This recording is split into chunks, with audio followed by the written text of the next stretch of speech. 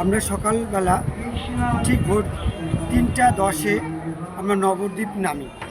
নবদ্বীপ নামার পর নবদ্বীপ নামার পর আকাশটা কুয়া কুয়া হয়েছিল আর মধুকঠো বৃষ্টি হলো।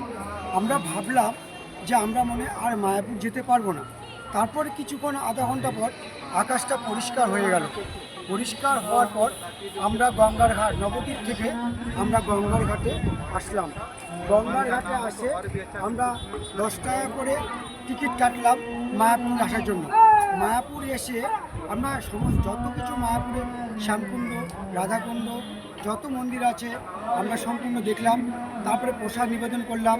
আর মায়াপুর আসলে আপনারা ভুলবেন না খবরদার, স্কান্ডে মন্দিরে আসে আগে ছিল 40 টাকা, এখন 50 টাকা টিকিট করে আপনার পেট ভরে সেবা পাবেন, এটুকুই বলতে পারি।